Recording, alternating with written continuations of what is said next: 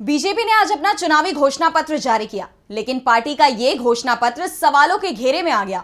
विपक्ष सवाल कर रहा है कि आखिर जो वादे पहले किए गए थे उनका हिसाब कब दिया जाएगा।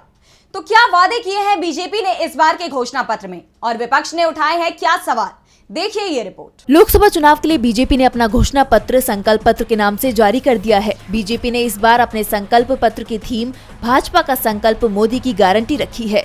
बीजेपी ने अपने घोषणा पत्र में गरीब, युवा, किसान और महिलाओं के लिए जो योजनाएं चल रही हैं उन्हें जारी रखने की बात की है।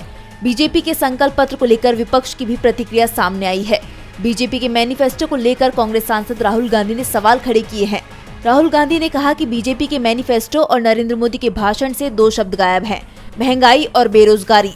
लोगों के जीवन से जुड़े सबसे अहम मुद्दों पर भाजपा चर्चा तक नहीं करना चाहती। वहीं कांग्रेस अध्यक्ष मल्लिकार्जुन खड़गे ने कहा कि बीजेपी के घोषणा पत्र से साफ होता है कि उनके पास जनता को देने के लिए कुछ नहीं है।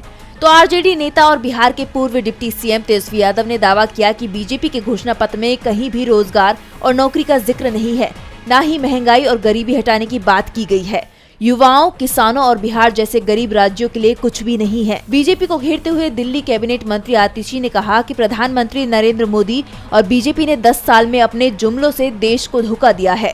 आज इस देश का युवा बेरोजगारी से परेशान है, गृहिणी महंगाई से परेशान है। घोषणा पत्र में किसानों के इनकम की बात नहीं की गई, एमएसपी की बात नहीं है। सपा चीफ अखिलेश यादव ने कहा कि जनता ने इंडिया गठबंधन को जिताने व भाजपा को हराने का संकल्प ले लिया है।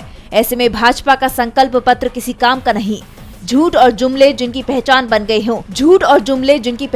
गए हों, जनता ना उनके संकल्प पत्र पर विश्वास कर रही है, ना भविष्य की गारंटी पर। जिन्होंने अपने वादे पिछले 10 साल के राज में पूरे नहीं किए, वो भला भविष्य की गारंटी देने की बात कैसे कह सकते हैं। डीबी लाइव की रिपोर्ट।